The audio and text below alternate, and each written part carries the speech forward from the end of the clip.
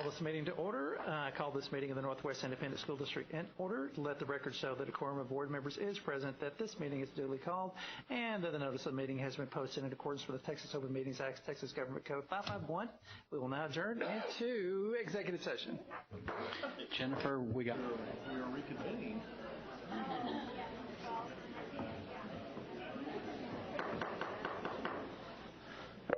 Good evening. I want to reconvene this meeting back into regular session as soon as Dr. Simpson runs back to her seat. If you would, please rise for the invocation and pledge. Dr. Warren. All right. Glad to see everybody. Thank you for coming. If you feel comfortable doing so, please pray with me. Dear Heavenly Father, Lord, we thank you for this day. And Lord, we just thank you for letting us be together. We ask that you be with our board members tonight. Just give them the wisdom. Lord, above all things else, we ask that you give your love, your guidance, and your protection to our children. It's in your name we pray. Amen. All right, we have two very special Sendero Ranch students who are going to do our pledges. Madeline, step up there to the microphone. Jackson, step up there to the microphone. All right, everybody, this is Madeline Lewis. And Jennifer Lewis, Mom, is there with us. Thanks for coming, Jennifer. All right, let's see what Madeline's favorite subject is, math. Good job, Madeline. She says, it is easy for me, and it is fun to do all things that we can learn. I really love multiplication and decimals.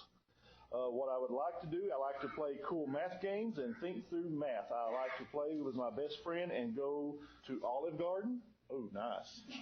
Very nice. Madeline's principal said Madeline is a member of our leadership club, and she does a great job representing Sendero Ranch. Very good. Thank you for being here, Madeline. We appreciate you. All right, Jackson Hunter and Wendy and Brian Hunter, thank you for being here. Jackson's favorite subject is science and language arts. Very good, Jackson. What he likes to do is play outside and inside and spend time with the family. Good job. Jackson is a member of our leadership club and is a great leader. He represents our school well. So, guys, thank you for being here. Look, we'll do the American and the Texas pledge, so please lead us. Go ahead. I pledge allegiance to the flag of the United States of America and to the republic for which it stands, one nation, under God, indivisible, with liberty and justice for all. Very good. Texas? Honor the Texas flag.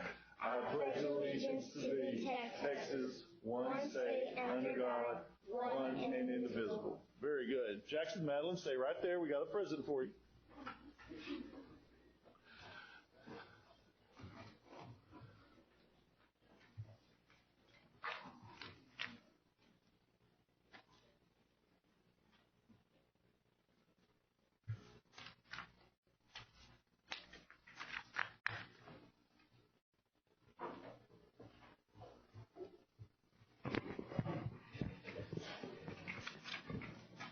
Brings us down to item number 5, recognitions. Dr. Warren. All right, board, as you can see under our recognitions, we have several to recognize. Mrs. Conklin. Yes, good evening, Dr. Warren and President Schluter. Can you come to the front, please, for recognitions?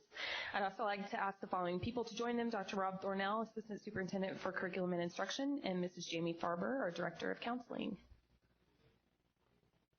Northwest ISD is proud to announce 3 campuses received the CREST Award, which stands for Counselors Reinforcing Excellence for Students in Texas.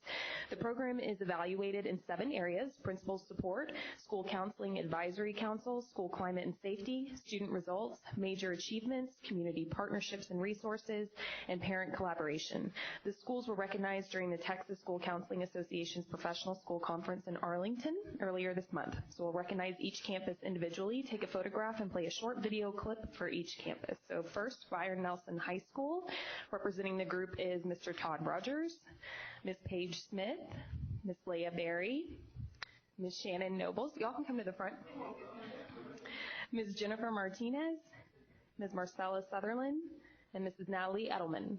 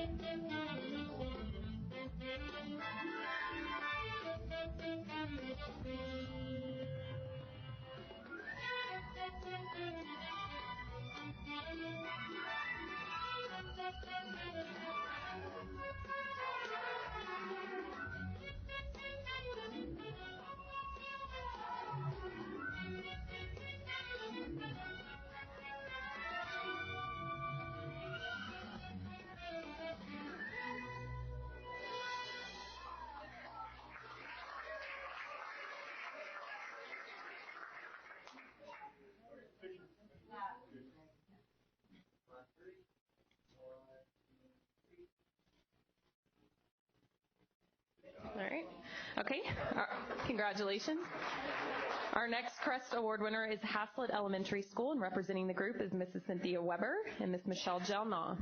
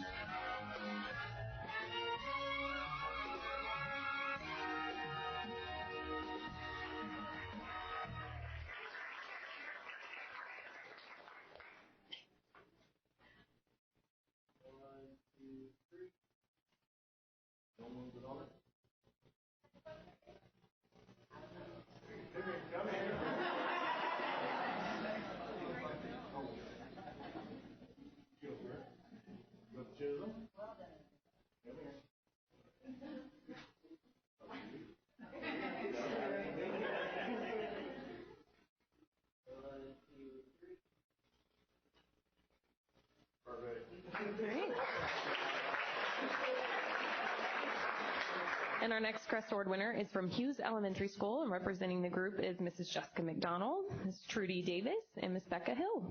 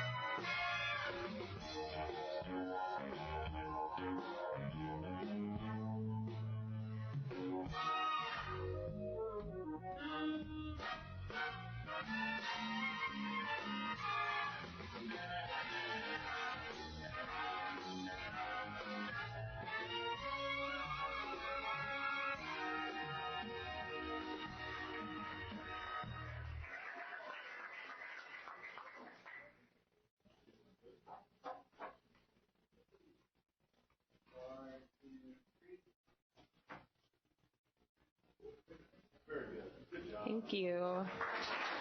All right, for our next recognition, I'd like to ask Dr. Thornell to please stay, and the Executive Director of Elementary Education, Dr. Michael Griffin, and Thompson Elementary School Principal, Dr. Leanne Romer, to join them at the front. The Billy J. Askew Reading Recovery in K through 6 Institute recently recognized Dr. Romer for her commitment to literacy at early ages, making her one of just 16 campus leaders from 6 states to receive this honor. Dr. Romer attributes this recognition to the support of Mary Van Eaton, Rebecca Maddox, and Betsy Hamilton. She was nominated by these ladies, but acknowledges that they are truly the front line and very deserving of recognition as well.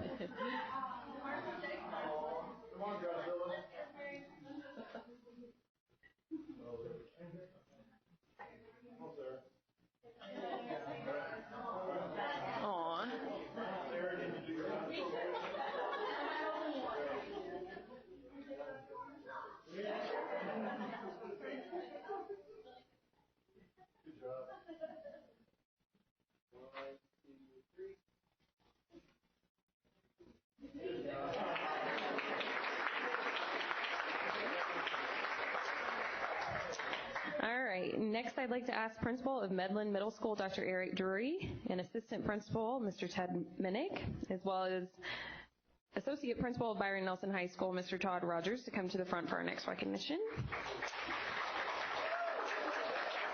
On January 30th, Byron Nelson High School was involved in a threat incident, and this was a coordinated team effort between law enforcement and Northwest ISD. Countless hours were spent that day working with students, communicating with families, and cooperating with local law enforcement. This evening, we want to recognize the entire staff at Byron Nelson High School and Medlin Middle School for their commitment to the safety of students, their dedication, and their cooperation.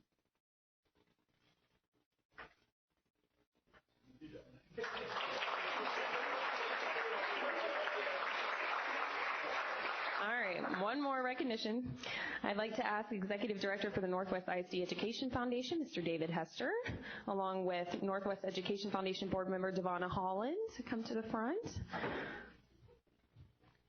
along with CoServe Representative, Director of Community Relations, Vicki Sargent. This evening, CoServe is presenting a $25,000 check that is being used toward a scholarship at each high school with a graduating class. The remaining amount will be used to fund innovative teaching grants. The following campuses will directly benefit. If you're here this evening from this campus, please join us at the front. Cox Elementary School, Thompson Elementary School, Chisholm Trail Middle School, Wilson Middle School, Northwest High School, Prairie View Elementary School, and Peterson Elementary School.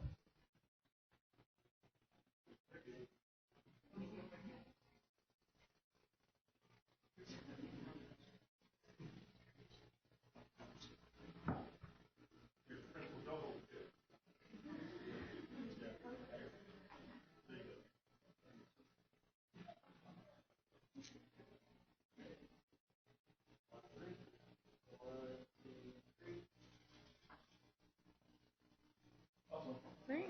Thank you. And that concludes our recognition this evening.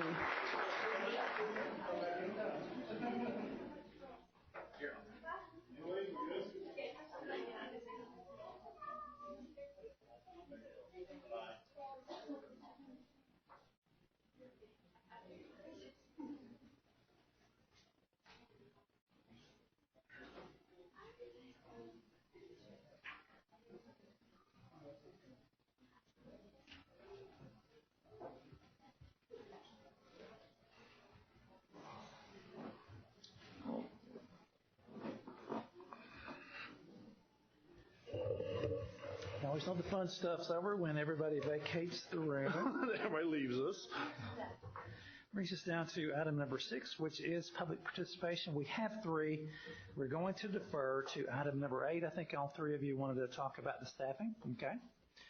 Is there any others other than those 3? Very good. Let's move on down to item number 7, which is the consent agenda. Board members? Mr. President, Mr. Fuller? I move to approve the consent agenda as submitted. Is it you, Devonna? Okay. A motion has been made by Mr. Fuller, seconded by Ms. Holland, to approve the consent agenda as submitted. All those in favor? Those opposed, motion carries 7-0. Thank you. And the submarine is thinking. Moving to item number 8, which is the staffing to the 2017-2018 school year. We will first move to those that requested to speak under public, easy for me to say, public participation. So if you would kind of move toward the podium, and I've got unfortunately a long spiel to make as you make your way over there. This is an opportunity for the public to address the Board of Trustees on any matter, whether or not it is posted on the agenda. Pursuant to board policies BED legal and BED local, the Board of Trustees may place reasonable constraints on the length, number, and frequency of presentation, so long as it does not unfairly discriminate among speakers based on their viewpoint. The Board of Trustees is not permitted to take action or discussion of any presentations made to the board at this time concerning an item not listed on the agenda, which we have one here. If a member of the public or the board inquires about a subject for which the notice has not been given, the board may only make a statement of specific factual information or recite existing policy in response to the inquiry.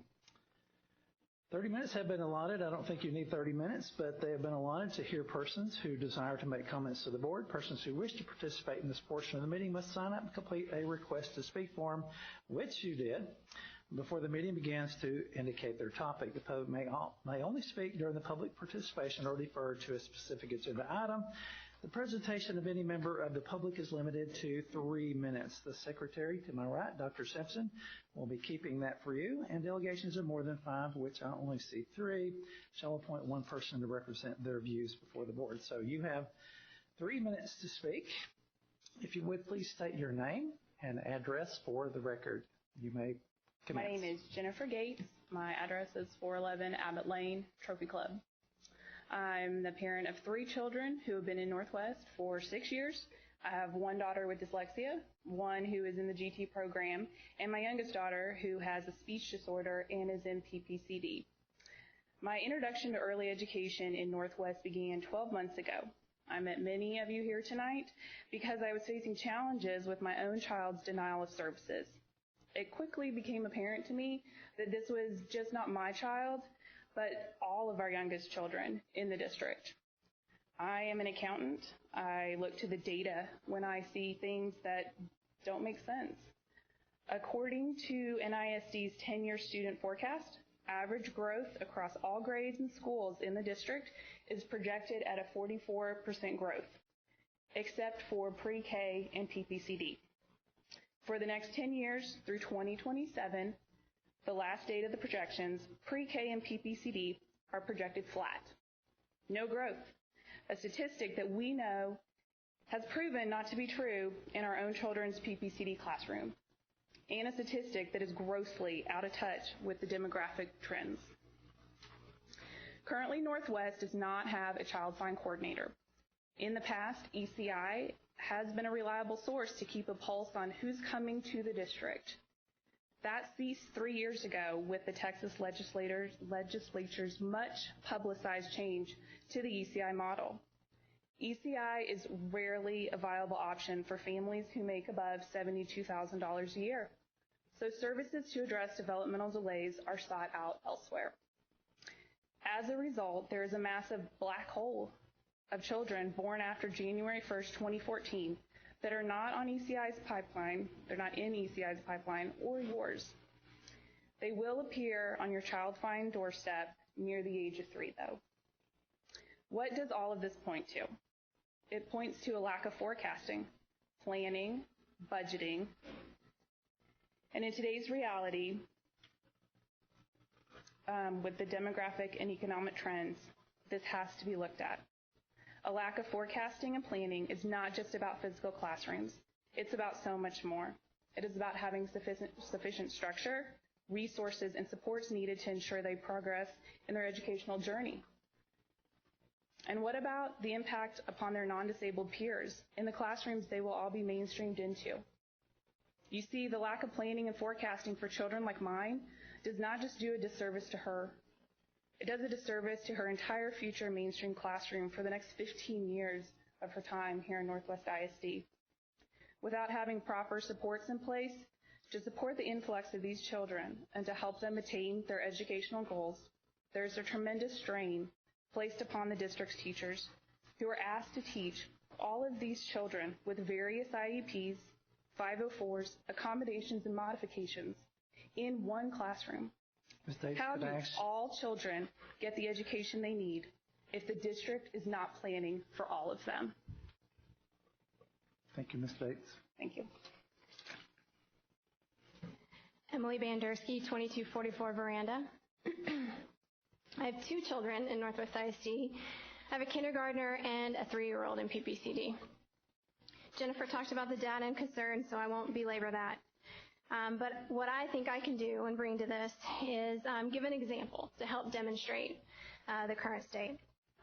So let's start with the data that I'm personally closest to, and I live in an area zoned for Beck and Lakeview. So our children, along with a minimum of 67% of the PPCD students at Roanoke Elementary, live in areas zoned for Beck or Lakeview. They're part of the 22% of the NISD student population that resides in our corner of the school district. However, unlike their non-disabled peers, they don't have the benefit of being educated in their community among the folks that they know and who know them. All of the preschool-age children with disabilities in our area travel past not 1 but 2 zones in their school district. A minimum of 33% of these students actually have siblings, many of whom live in some areas that don't have bus service. I'm one of them. And they have the same arrival and dismissal time as their disabled sibling. So even if my non-disabled child could take the 20-minute bus ride that a non-disabled child gets to take, my disabled child, will always be the one on the bus sent outside of her school zone. And unfortunately, a lot of daycares, if not all of them, cannot transport PPCD age children, so a working parent like myself does not have a backup. But the challenge is more than distance. It's not just about distance. Once my child arrives in her PPCD classroom, she's entering a class that is growing beyond projections and nearing capacity ahead of forecast. This semester alone, 1 new student has been added nearly every week to this class, morning and afternoon, a large part of those being for areas zoned for Beck and Lakeview.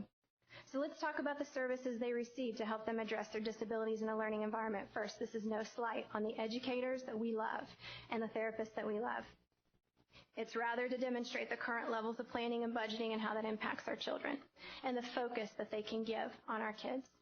So when our children's speech therapist has a caseload of 110 students or more on different campuses, some of whom she sees multiple times a week, including my child, it's no surprise that we're begging for services and minutes of therapy time.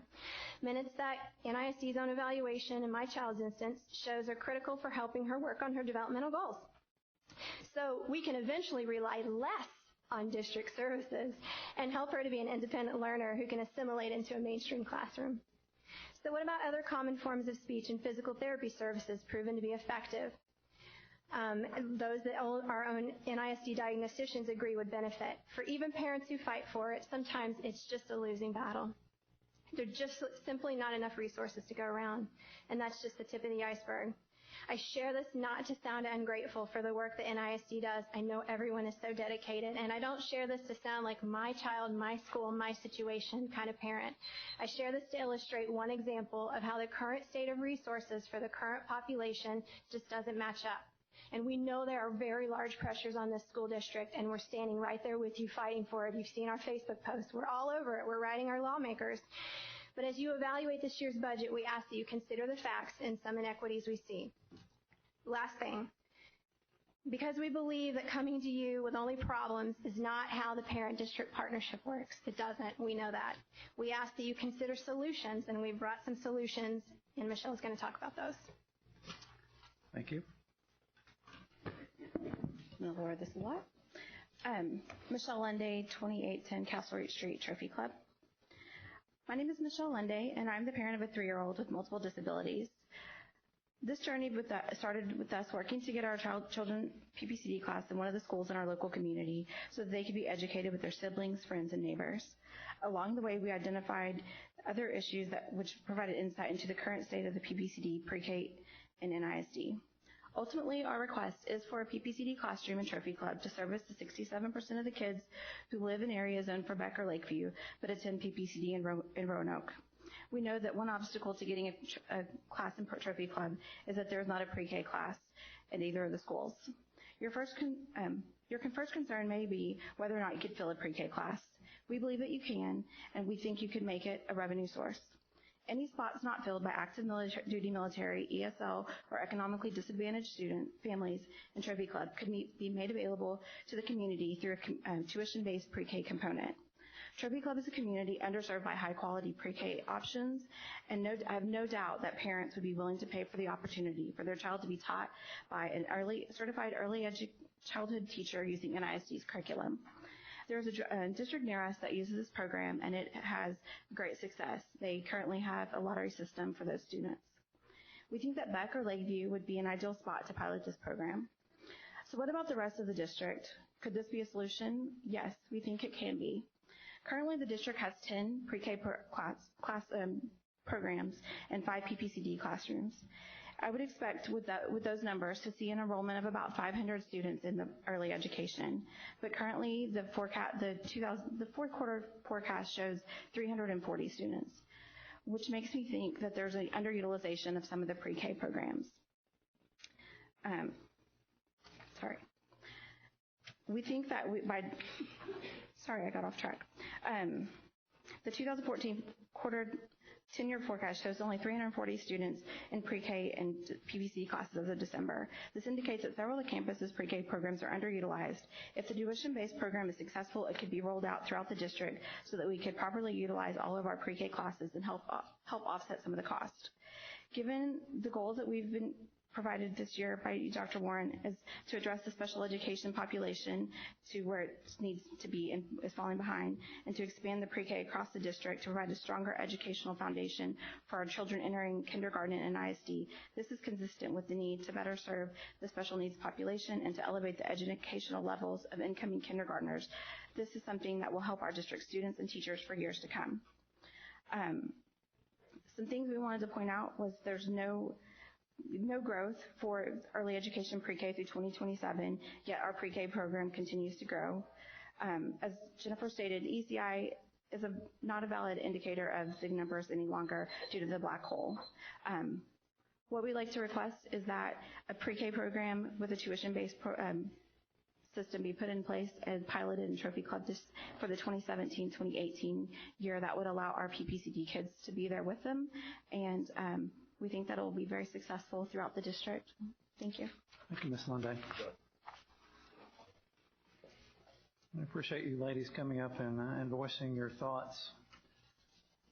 As we go into this particular item, maybe we could mention something as we're looking at some of these issues. So I'll turn that over to you, Dr. Warren.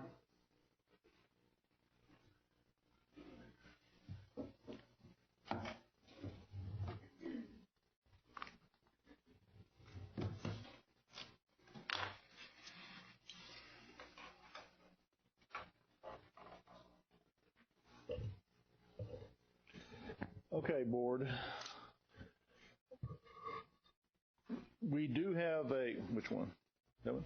We do have a presentation in your packet on this, but I actually added 2 last week, over the weekend, today. And just to take you through, this is a staffing decision that we need you to make tonight. And I want to take you through several items of information. Dr. Simpson, last board meeting, had asked for a little bit more of a holistic viewpoint, kind of the big picture viewpoint of this. During the next couple of weeks, Mrs. Kopp actually had contacted me and wanted to look at one specific recommendation that she would like to look at. So all those are incorporated in your presentation. I actually emailed this to you this afternoon, so you do have it electronically for you to review at a later time as well. So let's start, and this is what I want to go through with you tonight. We're going to give you just kind of a brief state of the district fund balance viewpoint, and I know, and I'm not trying to waste your time. I know we've been over this in our budget workshops, but I really want to hone in on a couple of things, just kind of to make sure everybody understands what the real challenges are. So we're going to do a fund balance analysis. We're going to look at our 5-year forecast, kind of a little bit more in-depth than what we have been doing. We're going to look again at the first staffing request. We're going to look at the second staffing request and what is usually entailed in that. We're going to look at some future budget decisions that we'll ask you to make later in the spring as we move toward adoption in June. And we're going to look at some existing and future needs, a couple of those of what the ladies just talked about. So we're going to go through this. Now, right now, because of your actions, because of the actions of your administrative staff, of our faculty and staff of the entire school district, this is a very financially sound district. A school district is just like our home. We want to have a savings account in case something comes up. We want to have a savings account at home, but the goal is we do not have to budget our savings account to pay our monthly bills. Well, the same thing goes in the school district. We need to have a healthy fund balance, but we do not want to have to use that fund balance to balance our yearly budget.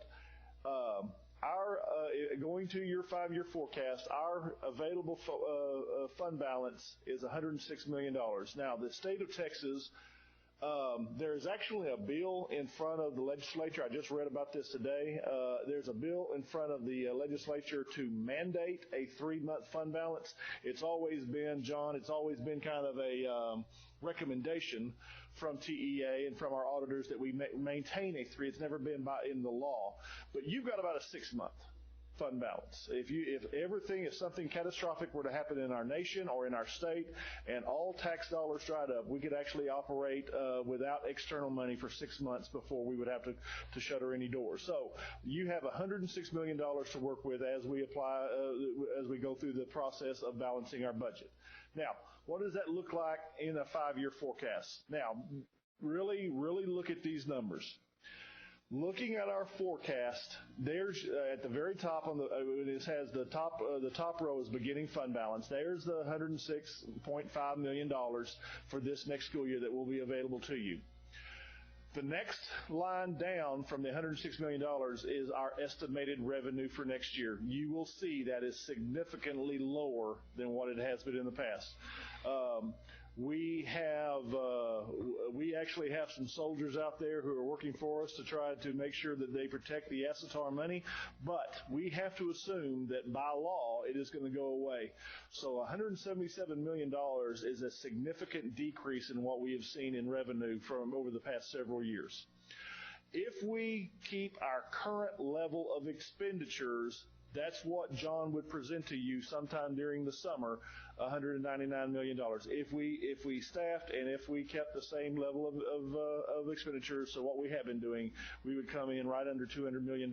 So that is the deficit of what we would bring to you to be able to fund for next year. Meaning, if we approve that budget, our ending fund balance would be $21.9 million less, $22 million less 84. So if you work column to column down that spreadsheet, you'll get to just 5 years out.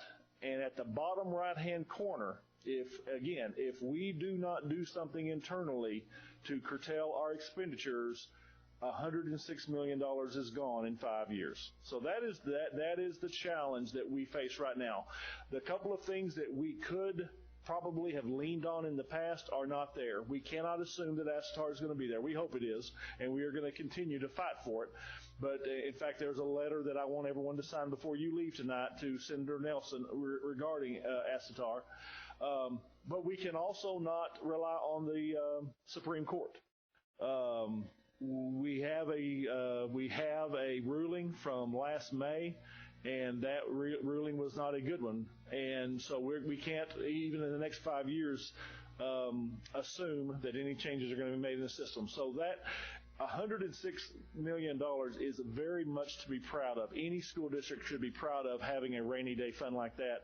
But as you can see, under the current system, under the growth that we sustain, and under the same expenditures, we go through it quickly because of and mostly it is because of staffing. 85% of our M&O budget is staffing.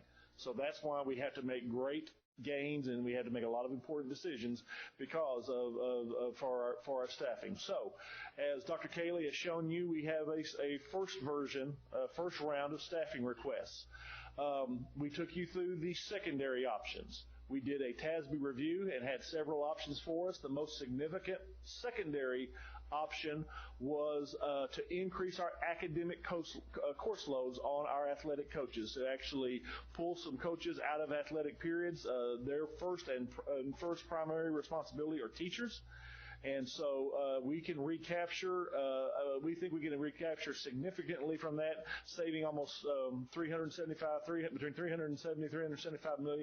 $375,000 to be able to gain back at least 13 periods per campus for our secondary schools. So that was significant savings just from that one option that TASB gave us from the review that we went through that. So that was a really good process. The explanation of the elementary options. If you remember, board option number one was business as usual. It was to be at our current staffing levels, to adhere to the 22-to-1 K4, and that would actually have added $1 million more to our budget this year. We had option number two, and that was the full cuts. That was actually going to a 24-to-1 ratio. An average across the district, K4, and that was an option that we don't think that we can bring to you at this time. You know, we gave you that option at the very first time we had the budget workshop, but that's still not one that we thought we needed to bring to you at this time, and I'll tell you why in just a second. Option number three, which is the recommendation, is the compromise. This holds us to a 22-to-1 kindergarten through second grade and places a cap of 24-to-1 on third and fourth grade. Working extensively between the C&I office and the financial office, we spent a lot of time, and HR with Dr. Cayley, we spent a lot of time looking at those options and see what that. Rob was adamant that he would really like to protect K2, the primary grades, at the 22-to-1 mark, but felt with the teachers we have in place, the principals we have in place, the going to the average of 24-to-1 on third and fourth grade, that we could handle with excellence. We would not just survive, but we thought we could still thrive. And then number four is the addition. We'll call this the COP option. Judy had called me and wanted to see just what it would look like if we did a K3 instead of K2. 22-to-1 from kindergarten through third grade, and then place the cap of 24-to-1 on fourth grade. So I gave you that option as well. So that spreadsheet takes you through the entire, all four options, the three that we had done, and the fourth one that was the addition. And there in the middle shows you the budget impact for all. Option one, adhering strictly to 22-to-1, would be an addition of a little over $1 million. Option two would be more than a $500,000 reduction in the current expenditure requirement. Option three requires one teacher, which would be an addition of just about $62,000 of salary and benefits for that staff person. And then option four, going 22-to-1 K3 and 24-to-1 in fourth grade, would be addition of about $558,000. It would need about 9 more teachers than what the recommendation calls for. Okay? Everybody with me? Okay. So, as we've said about the last three descriptions of this, this is the recommendation. Option three, going 22-to-1 K2, sticking strictly to 22-to-1 K2, and then 24-to-1 3 through fourth grade with a $62,000 requirement that we use. And let me take you through just a couple of things that I think are to give you an explanation of why I feel this is the best direction for you to go. Number one, we think option three does the following. It does protect our primary grades. It gives, we think, our primary teachers the best situation, the best environment for the primary grades K2 by sticking to that 22-to-1.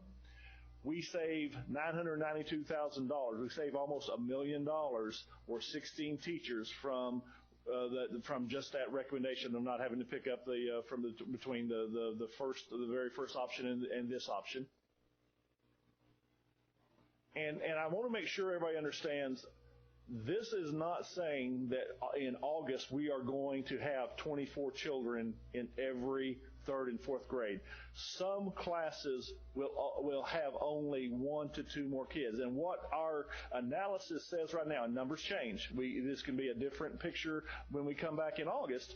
But right now, our data shows us you have 170 3rd and 4th grade classrooms in the district. There's 85 3rd grade classrooms and there's 85 4th grade classrooms right now. Our projections show us right now that of those 170, 26 of them would have 1 extra child. Okay?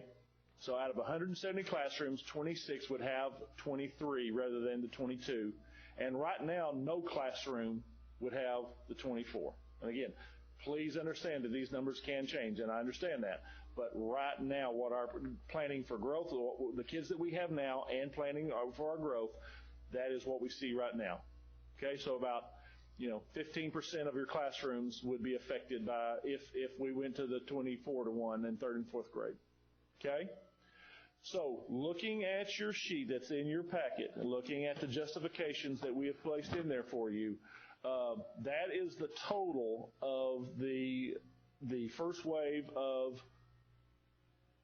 staffing needs. Our elementary, high school, middle school, what I just described to you, opening Adams Middle School, opening elementary number 18, the staff that we need in place to make sure that happens with excellence.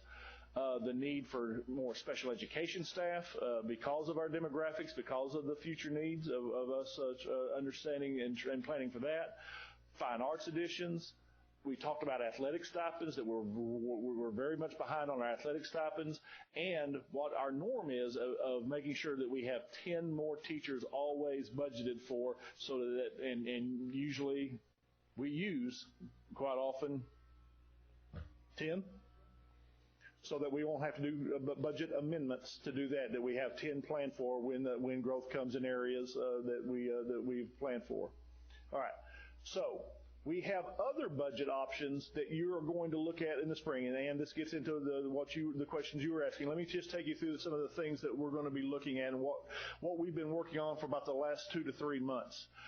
Be very proud of your administration. Be very proud of your staff. They have really been scouring over John's homework that he's given everyone, looking at the different department. From just us as administrative staff, the general administration, all departments, all areas are looking, depending on what scenario we go with, between our recommendations and your guidance, we're looking at between 2.5% to 10% reductions on pretty much everything that we do. 2.5%, 5%, and 10%. So we have 3 different scenarios moving forward. All right. So depending on your guidance, and again, what we recommend on these decisions, you will see general administration, what cost savings we will have on each of those scenarios. Curriculum instruction, technology, transportation, facilities and maintenance. So those are the areas that we have been looking at to make those cuts again as need be when the decisions come. They're the co-curricular programs, athletics, fine arts that we've been talking about. We really are trying to get more and more kids involved in our co-curricular programs, but those programs as well, we're going to be asked to either make a 2.5%, 5%, or 10% cut going into the next budget cycle. That's the cost savings that we will see when we make those, not if we make the decisions, but when we make the decisions on what you'll see there. Next slide are campus budgets. General campus budgets you see between high school, middle school, and elementary schools on the 3 scenarios and what we can recover from that to try to move closer to balancing our budget. Okay? All right. Now, other possible budget savings. If we go with a 2.5 today, if we mandated a 2.5 today, we would realize almost $1 million, about $902,000 through program cuts, co-curricular cuts, and campus cuts. 5% would gain us $1.8 million. 10% would give us $3.6 million. Okay? So those are the hard numbers that we've been working on again for a couple of months to make sure that you understand what the decisions will lead up to as we move through the budget process. All right. Lastly, And then I'll sum up. Lastly, let's look at our existing and future needs. We've been discussing this a lot, and those of you that don't know them, the parents that came up tonight, this is not the first time that they've shown up. They've done a fantastic job advocating for their children. I met them in the fall. I met with them in the fall.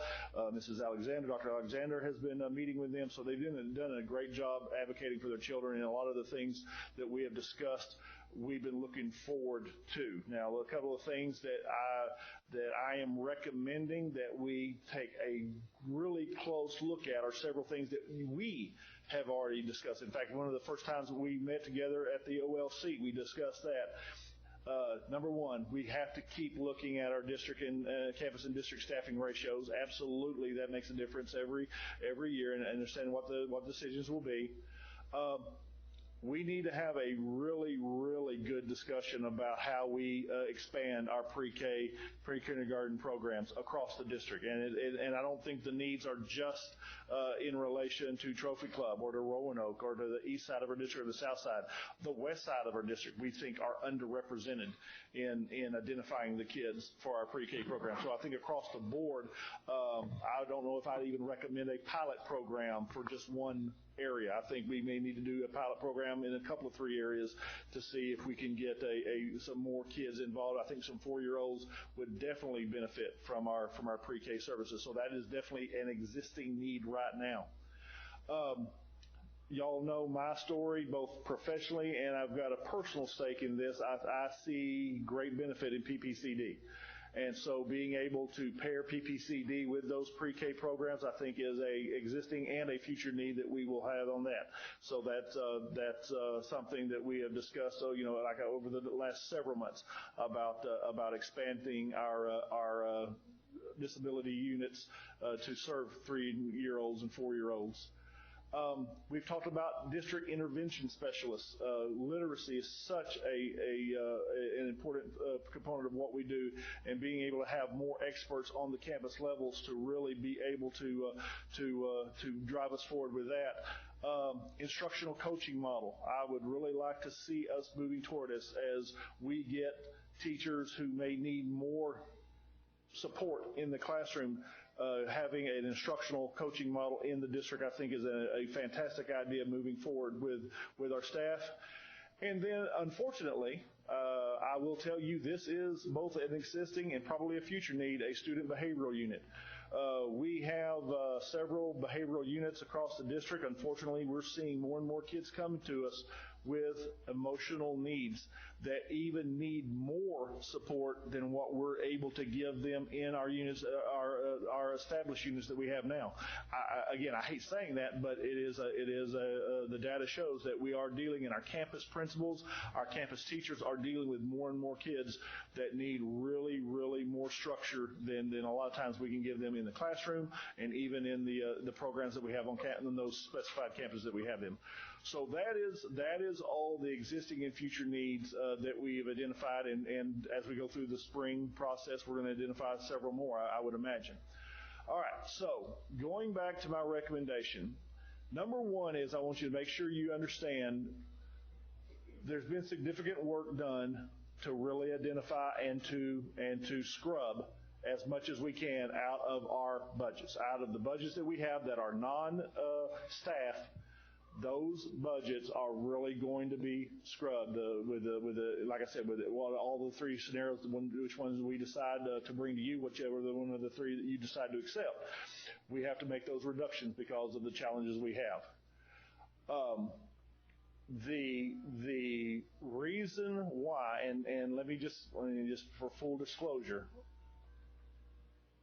I really, if we really dug down into this, I probably should be recommending option 1 to you for staffing. I really should. Being able to save that much money on and going to 24-to-1 is the most financially sound with the budget issues we are going to have over the next several years, planning for the worst with acetar loss. I probably should be bringing you the option where we can go ahead and start cutting the the option 2 start cutting at least $500,000, probably more, out of our budget and start that process. I just don't want to do that this year. This is the year that we really need, I think, to display a lot of patience and see what happens in the legislature. John and his crew are always in a waiting period during the legislative process, seeing what they're going to do for us, what they're going to do to us. I really do hope and pray that ASSETAR is going to be protected. I hope we're not going to see those kind of cuts, which will make all of these sheets look a lot better. All the spreadsheets are going to look a lot better if we have ASSETAR, but all of these spreadsheets are losing ASSETAR. So it probably would be prudent of me as the business leader of the district to recommend option 2. I just don't think academically right now we need to make that decision. It may come in the future. It may come when we're looking at deep cuts, looking at these numbers. If these numbers come to fruition, yes, we're going to have to make some really, really tough decisions, because we can cut our programs, we can cut our campus budgets, our program budgets, our department budgets as much as we can, but still that's only 15% of the money that we have in the district. That's only the discretion we have. Staffing is truly the only place that you can make significantly deep cuts into any kind of a budget the size of ours with the number of people that we employ. So I officially recommend that we go with option number 3. It will add to your budget. It will add $62,000 onto the request. But we feel it is a very prudent thing to do right now. We do not think it will have any negative academic effects, and it will set us up for any more decisions that we will make. I don't want to make the deepest cuts this year. I want to wait again to see what the legislature will do. So with that is my recommendation, Mr. Schluter. Board members? I just want to address the 22-1. I still have a concern there, because I know from experience of teaching for 31 years in 2nd and 3rd grade that it does make a big difference just adding 1 or 2 kids. And in 3rd grade especially, that's the first year for a lot of 3rd grade, or a lot of students, that they're departmentalized. It's the first time they see the state test. We're expecting 3rd graders to be reading and working on grade level at that time. They're still it's a big transition in the curriculum. And they're still required to do small groups and one-on-one intervention. And anytime you add more kids to those classrooms, it just becomes more difficult to help those kids become successful. So as I am pleased that we're doing 22-1 K through 2, it's still hard for me to accept to not do it in 3rd and 4th. I would concur with Mrs. Cobb. I think each child really does matter, and I know even at the university level, we have classes of 25 students in teacher ed specifically so that they can have practicum experience, that they can get supervised feedback, and these are adults. When we have young children who really need a lot of individual instruction, we need to have the classroom teachers able to provide that instruction. So I'm concerned, and I've been clear. I'm curious. We have we've added a year of administrative costs so that we can open the middle school, and we talked about the possibility of maybe looking at that differently. And then I needed some clarification. If the recommendation is that we could gain 372,000 with the additional courses that the coaches would teach. Yes, ma'am. But then we're going to have the stipends come in at 400 and something thousand. Help me understand that.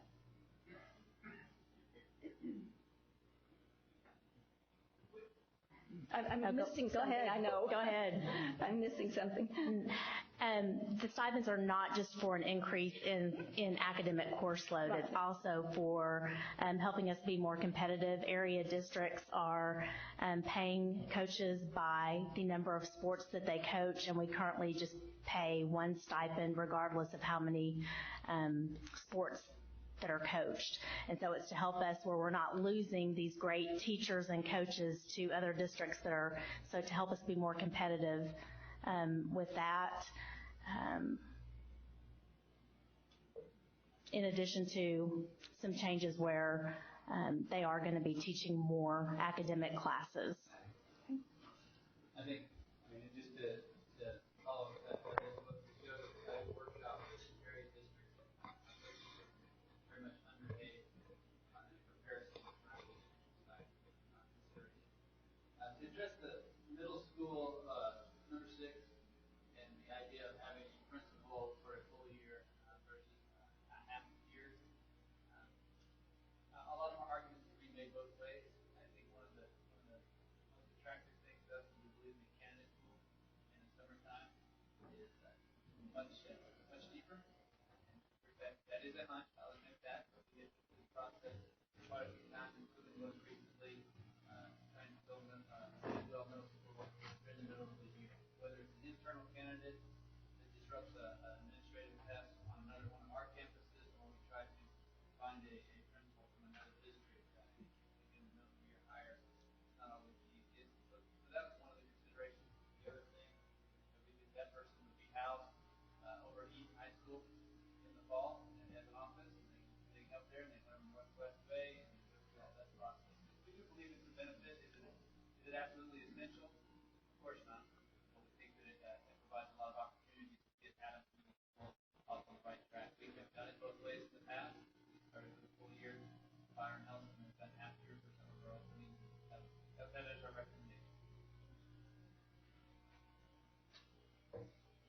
I'm comforted that Dr. Warren has assured us that it doesn't necessarily mean we'll be at 24 per class for the 3rd and 4th grades, but that it could approach up to that, maybe just one more student, or I'm almost leaning at this point toward option 4, if that's some form of a compromise between the two extremes, if they, as it were, because then you've got at least through K3 the assurance of the 22-1.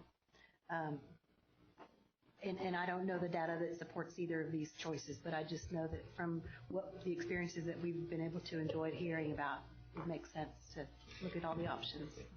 And I can tell you just across the district, the average for 3rd grade classes with staffing at 24-1 would be 20 students per class. That's for 3rd grade. And for 4th grade, the average is 20.84. That's the district average.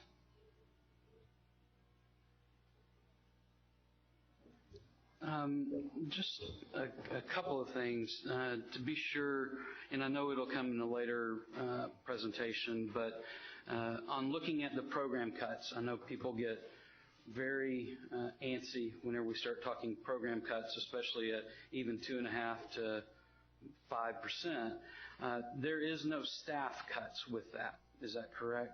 With those projections? Correct. Okay. Correct. So whenever those projections, whenever you bring them to us, there won't be staff. Those are what reduction in force. We're not talking reduction in force at all. No. Okay. I just wanted to be clear. No.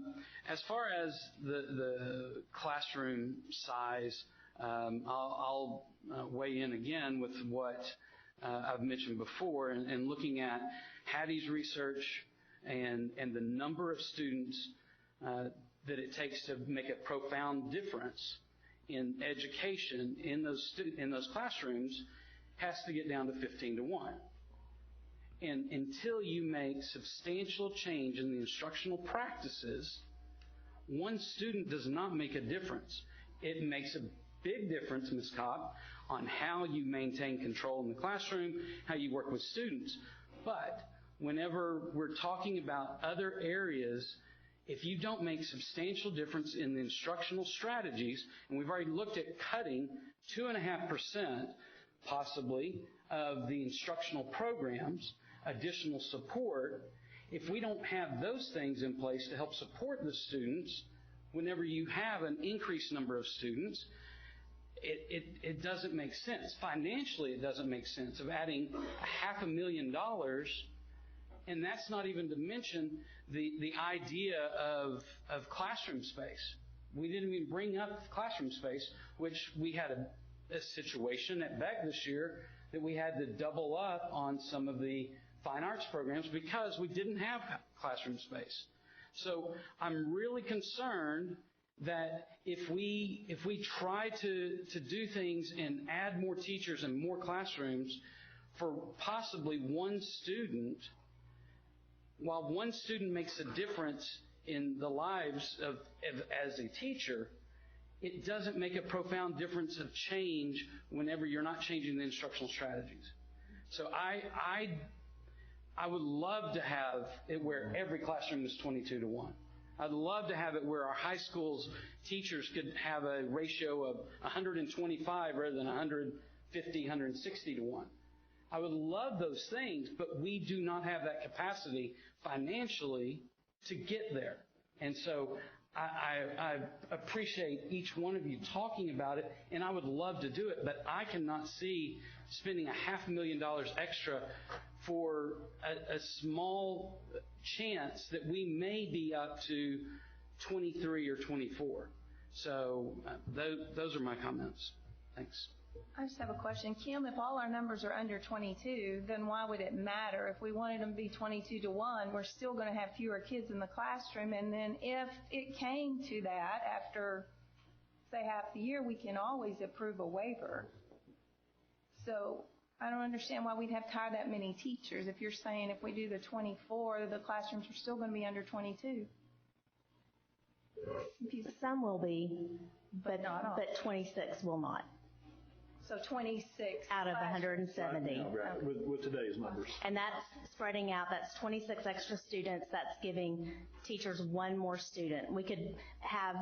But what if they're all at one campus, or then we've They're not. I mean, that's not what our projection is. But we don't know exactly what our numbers are going to be either. Not perfect science. No, it's not. No. It's not. It's close. I mean, they get the demographers get it pretty close every time, but no, it's not always exact. I just want to say I've taught pre-K, I've taught K, I've taught K through 5, and it does make a difference, the number of children that are in the room. And I think that if we don't have to raise it at this time, that I don't like having waivers if we're supposed to be a top-rated school district. I think that should be something that we do after we've looked at all the other things that we could deal with, make cuts. Just my personal opinion from my personal experience. And I absolutely understand every one of those comments. Ms. Rice, the one thing I'm trying to impress with you, I truly feel you have to. I feel that we as a district, if you look back at that 5-year forecast analysis, $21 million deficit, we have to start making some very, very tough decisions moving forward. And this is not going to get easier. It's really not. With a $21 million deficit, maybe almost a $22 million deficit, we have to start now to change to where we will be able to afford what we can afford in the future. Because if we, in a very short 5 years, you won't have the money to do anything else. And that's the biggest thing I wanted to impress upon you about that 5-year forecast that we've looked at in the budget analysis. We have to start making some decisions now. So how soon do we become the deficit that we have in 2021, 2022 if we increase that by $500,000? Do we hit that in year 3 from now instead of year 5 from now? If that's all we do, no. But if we continue to spend as we have been spending, if we continue that same philosophy, those numbers just roll through. And yes, you would reach it earlier. So the program numbers you talked about for adding an additional kindergarten class throughout the district, whether it be a prototype, a pre-K class, right? Pre-K. Right. And those might not come into play. May not come into play. We have had significant discussions about what was discussed with you tonight by the parents about a tuition-based program We think there could be, and again, not just in one area, but maybe multiple areas, there could be a real chance of having some significant changes, some very positive changes on a tuition-based program. And if you'll notice on your spreadsheet, we have included the PPCD teacher in our request to be able to move forward on that, both the PPCD teacher and paraprofessionals. So I think that's a direction we have to go, looking at our demographics.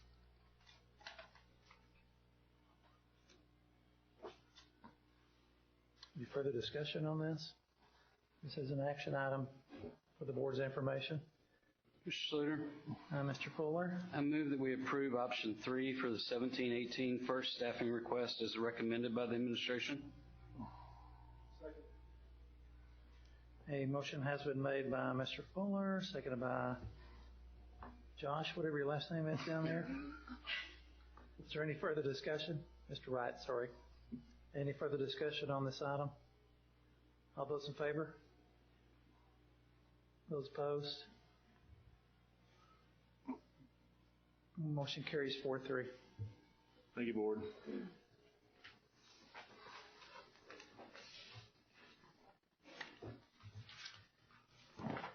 Moving down to 8B, which is the annual review, district strategies, beliefs, vision, mission, and goals. Dr. Warren? Board, on page 48, we started our information going through our 4-year strategic plan, which reviewed our beliefs, our vision, our mission, and goals. I did not receive any feedback on the board or individual board members and wanting to change that one bit. So I would recommend that you approve all for another school year. And because the strategic plan ends at 2018, I think one of the tasks we will have at the end of the next school year is to have a new strategic plan, and we would identify probably new. So I would recommend approval. Dr. Warren, when is it that, or maybe someone else knows with the history of it, when about the time of the year do we do it? We start this in the fall, the strategic planning. Rob, Emily, Jennifer, yes, we do start in the fall. Okay. Thank you. Good job, Jennifer. She rescued. Mr. Schluter? Ms. Holland? I would like to make a motion to approve the NISD strategic plan, beliefs, vision, mission, and goals 2017-18 as recommended by the administration. Second. A motion has been made by Ms. Holland, second by Mr. Fuller, to approve the NISD strategic plan as read. Any further discussion on this item? All those in favor? Those opposed? Motion carries 7-0. Thank you, board. Moves us down to item number 9, reports. 9A is Northwest ISD Education Foundation report. Dr. Warren? Mr. Hester is here to bring his annual report on the comings and goings of our foundation. Had a good week last week, didn't we? Yeah. Wait, David, go.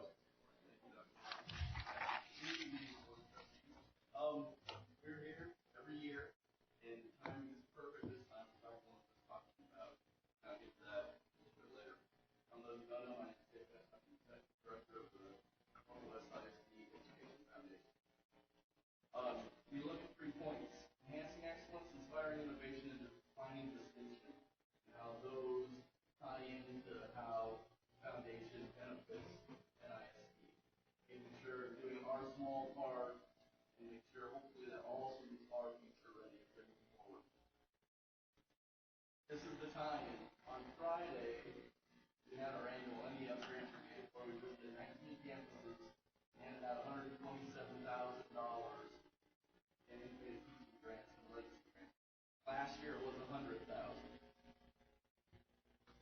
We, like I said, 36 recipients, 18 campuses, and then the additional one was still accelerated, which received the NEF legacy grant for $25,000. Those of you who are in here, if you ever looking to volunteer for an event, this would be it.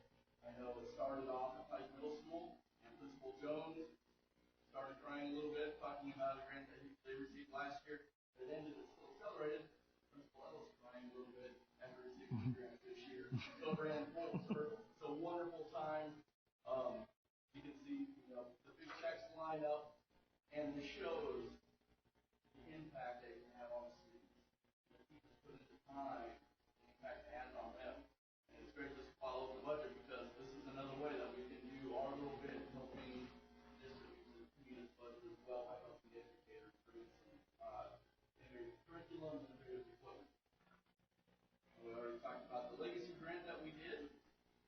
Another aspect of how the foundation helps out NISD is we provide some support for multiple events throughout the year, the back-to-school supply drive, new teacher orientation, the home card for the senior citizens who live within the district, United for Kids, Connection Luncheon, Techno Expo, which was last week, and Inspire. We work hand in hand with the NISD Communications Department in helping out where we can and seeing how funding, again, is another way that we can support the district. Another aspect that we do is provide scholarships to students who are graduating from NISD. NEF itself provides $20,000. That's $10,000 scholarships. And last year, we administered another $38,000 in scholarships. That could be the Nance Family Scholarship, the Shine Hoover Memorial Scholarship. So we are able to do those type of awards as well. And that is an area that we already look at. In addition, it's not a classic scholarship. We provide help paying for AP exams to students, and that's $7,000 a year. And that's an area where we can go through and, that cost so that those students can get those credits before they actually leave Northwest. We do this several ways of getting that money, that $127,000, that $49,000. One way to do it is through an annual welfare event. And you see these ladies here. I talked about Still Accelerated. Well, Principal Ellis every year volunteers for students to come out. And these are top-line students. They're told, this is your mission, this is the task. They go out and they do it. These students, even though there is supervision, they don't need it. These are top-line students that showcase. It's just another aspect that we can go through and show these are the students that are coming out from Northwest ISD. This year, we net $60,000 from this event, which was the most we ever had. Just to show the growth, 4 years ago, the net was $5,000. So that shows the impact of the involvement from the greater Northwest part.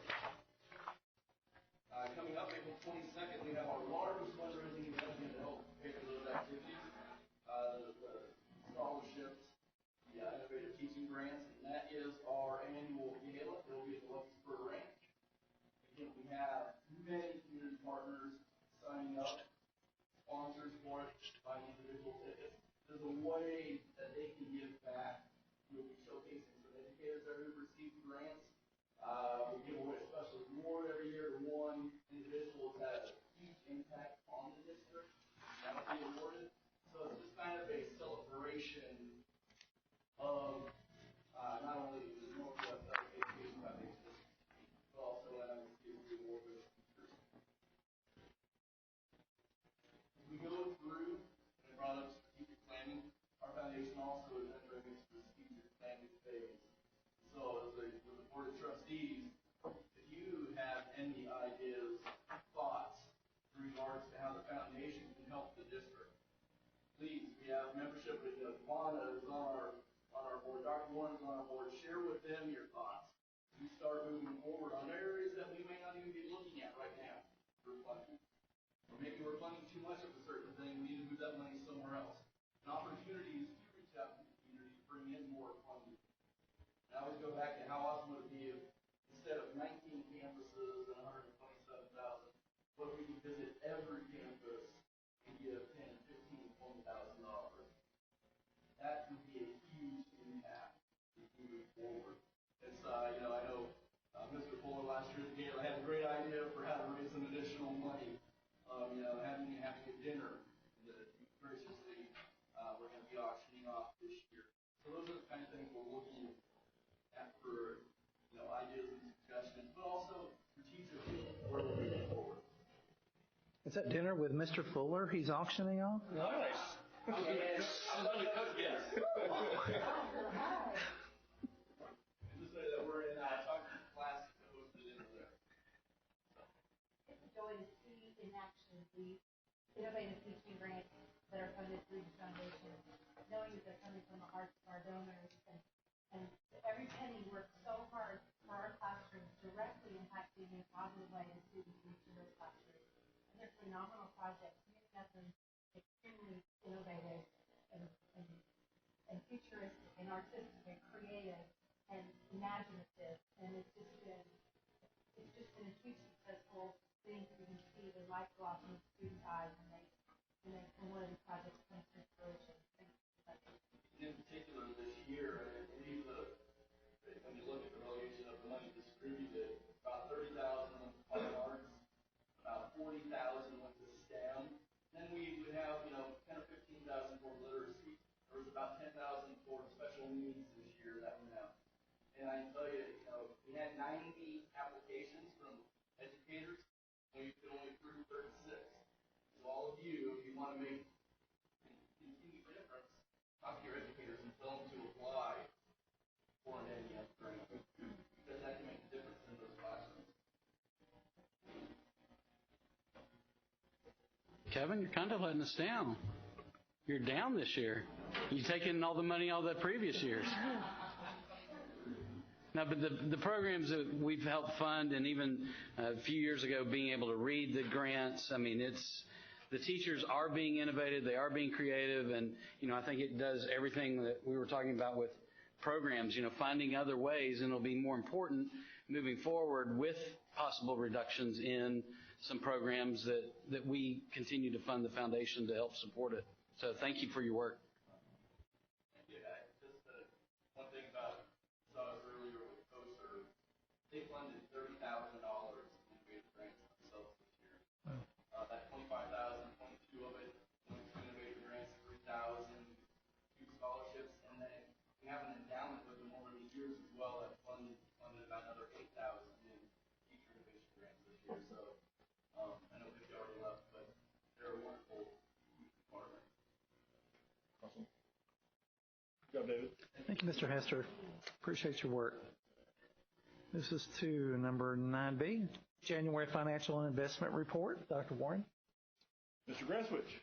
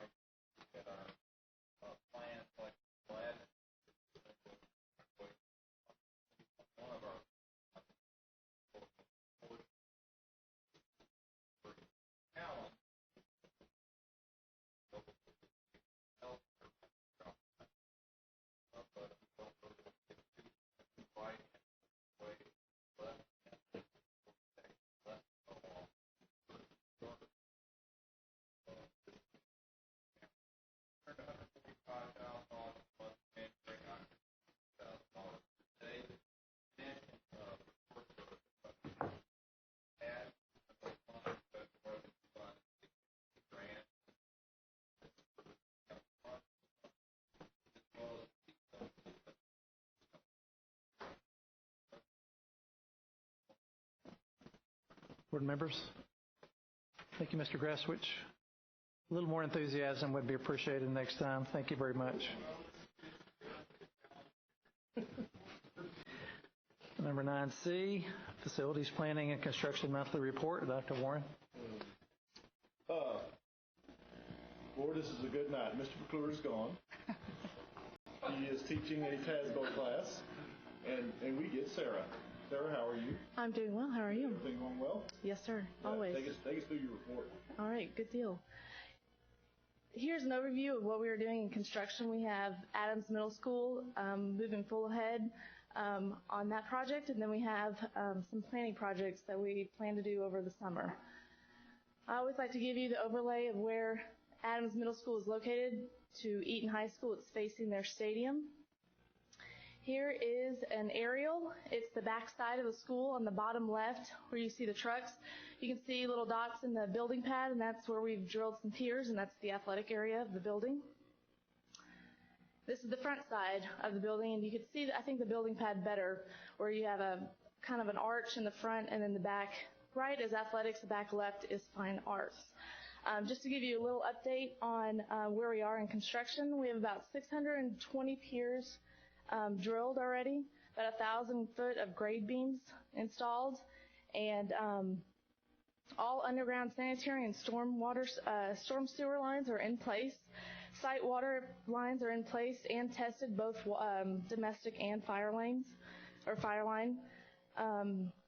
The first concrete pour is scheduled for March 6th. That's the fire lane. And then we have our first slab scheduled for March 24th.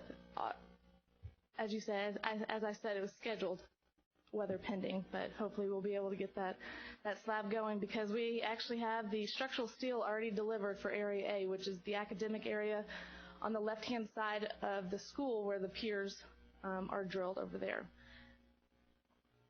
Next are our current planning projects. The first three are actually out to bid currently. We have Eaton temporary bus egress-ingress. We have athletic improvements, and then we have the Chisholm Hazlet drainage and maintenance parking lot.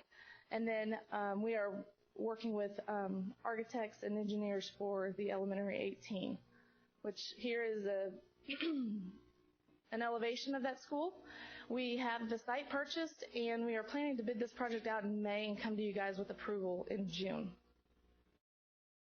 I just wanted to give you a kind of a location of where we plan to put elementary 18. As you can see in the bottom left is 287. On the left-hand side west is 156. North is Bonds Ranch, and to the right is Harmon Road.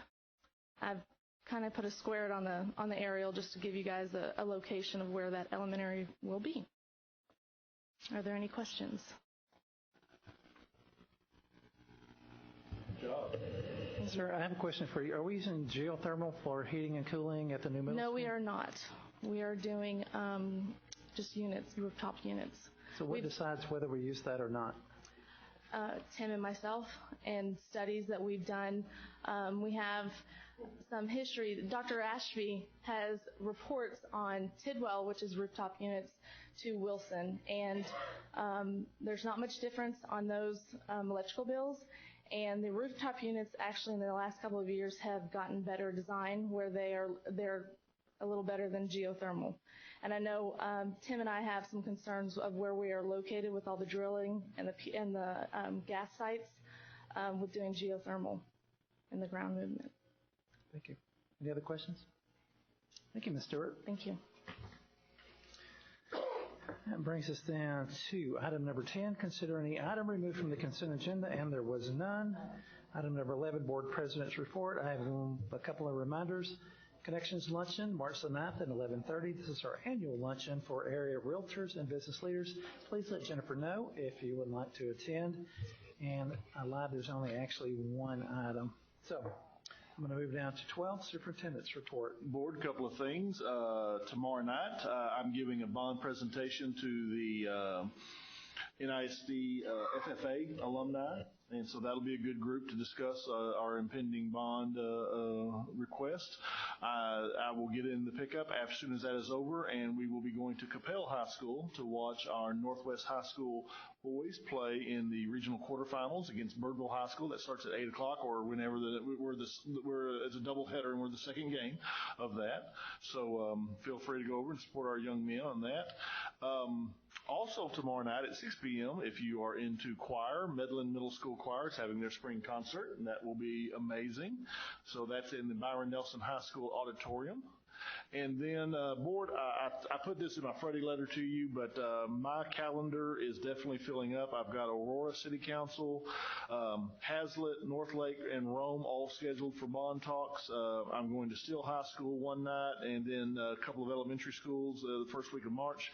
If there is any groups that I can get in front of, that you and I both could get in front of to talk to, any locally, homeowners, whatever, just call and sign me up, and we'll make that happen. And Mr. Schluter, that's all I have.